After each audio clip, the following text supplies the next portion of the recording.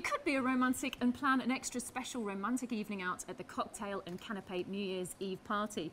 See in 2011 from 100 metres high at the Spinnaker Tower in Portsmouth. Cocktails and canapés will be served from View Deck 1 at 100 metres high, where partygoers get to walk on air on Europe's largest glass floor.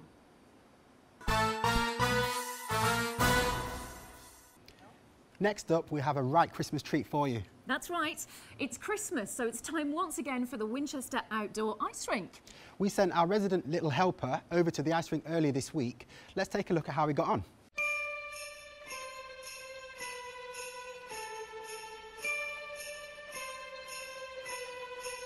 Sleigh bells ring, are you listening in the lane? Hi again, it's me Ryan and you join me down at Winchester Cathedral Christmas Ice Rink, and we're down here today to spread the festive cheer and see what families and friends are up to at this time of year. Here to stay is a new bird.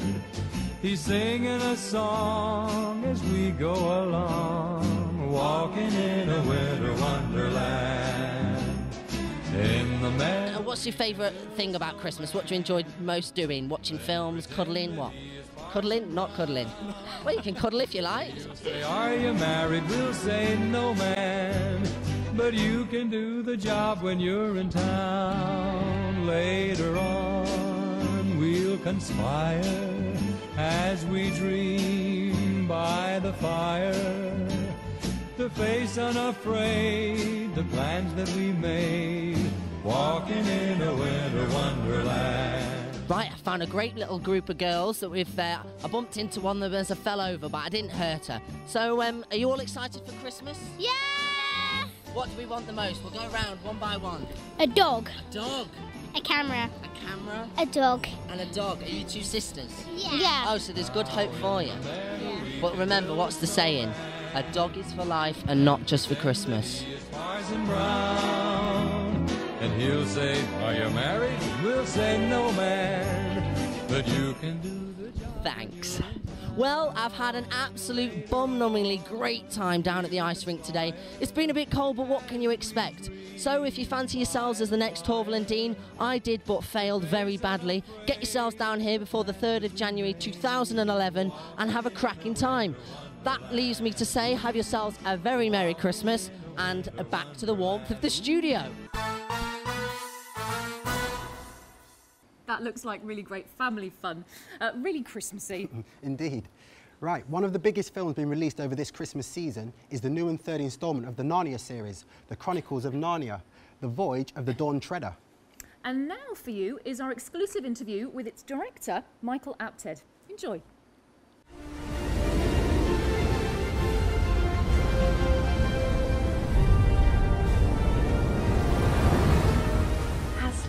You have returned for a reason. You have come far. Now your journey lies beyond. Yeah, the new Narnia film is the third in the series, and it's The Voyage of the Dawn Treader. And this one is slightly different. It has the two younger children in, Lucy and Edmund, and it's their real adventures, not in Narnia, but in a boat that's leaving Narnia and going hunting for something I can't reveal, because that's really what the point of the story is. But it's a film about growing up, about what young people have to confront and deal with as they're growing up. Behold our castaways, King and Queen of Narnia. Refugee.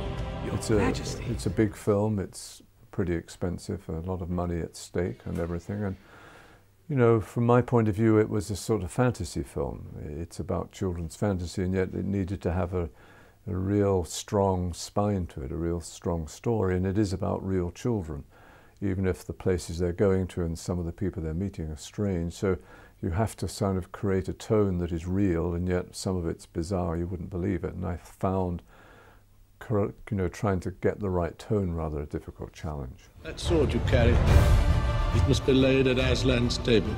Only then can their true power be released. So I worked with Disney on this film for a couple of years before they pulled out. But, you know, we had a good time with Fox, so I don't know. I mean, I had the advantage, I think, of being many thousands of miles away from Hollywood when I was shooting it in Australia and when I was doing the post-production in London. So, you know, they weren't too all over me, but whether it would be more fun with Disney, I don't know, but we've had a good time with Fox. Do you really believe there's such a place? We have nothing if not belief. The CG element was new to me, completely new. I'd done some CG in Bond, but it was largely wire replacement and set extensions, but this was something completely different. And it's a bit alarming when they say to you, well, what would you want here, Mr. Apted? And you think, what? I don't know, tell me. I mean, I'm used to locations and finding places and getting stimulation off that sort of thing, but to be given a blank sheet of paper and said, well, what would you like to happen here? It's a bit unnerving. The film has a royal premiere on November the 30th and it opens on December the 10th this year, all over the world. The Chronicles of Narnia, The Voyage of the Dawn Treader. As we have seen today, Christmas is fast approaching. And that means one thing, for all the theatres in the south, pantomimes! We are pleased to say that early this week we had the chance to go down to the Mayflower in Southampton and have a chat with Aladdin star John Lee.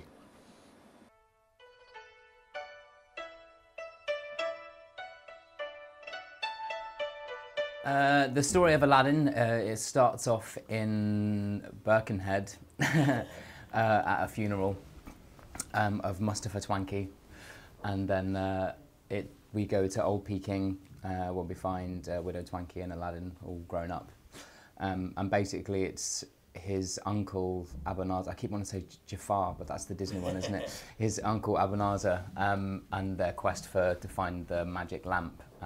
And they find it, obviously get their 3 wishes.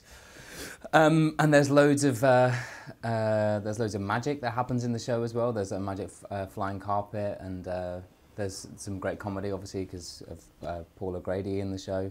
And it's going to be an all-round top show, I think. It's a great feeling playing the title role. Yeah, absolutely. It's you know, say, oh, I'm in Aladdin. Who are you playing? Aladdin. It's kind of cool. But obviously, the star of the show this year is Widow Twanky. Lily Savage.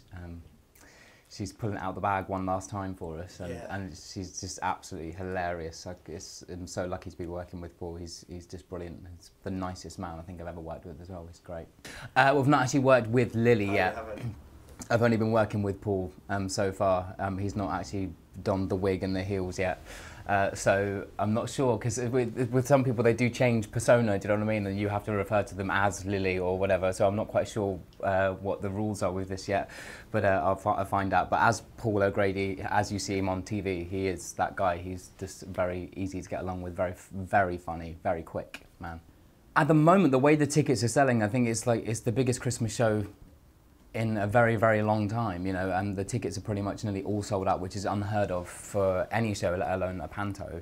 And that's all down to Paul as well. And it's going to be a fantastic show. We've had great director, we've got great ensemble, and we've got a fantastic orchestra as well. So I'm really looking forward to get cracking now. Now, John's pantomime is not the only one in the area. Here is a quick rundown of all the rest. Starting off at the Pavilion Theatre in Bournemouth, where former Corrie and Bad Girls actress Amanda Barry stars, alongside CBeebies favourite Chris Jarvis in Cinderella. Along the coast in Portsmouth at the King's Theatre is Jack and the Beanstalk, starring Britt Ekland and Stephen Arnold of Corrie fame, starting on the 8th of December. Up the M3 in Winchester, the Theatre Royal has the production of Peter Pan running, also from the 8th to the 3rd of January. A bit further up in Basingstoke at the Anvil, Abbey Titmus, as the Wicked Fairy stars with BAFTA winner Wendy Craig in Sleeping Beauty. And finally, only down the road from our studio, the Nuffield Theatre have a Christmas Carol which started on the 25th of November, but don't worry, it runs until the 8th of January.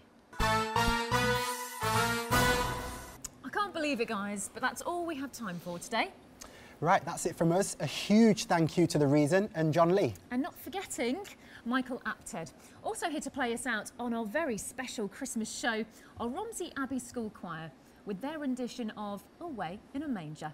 Thank you for watching, and we will see you next time. Bye-bye.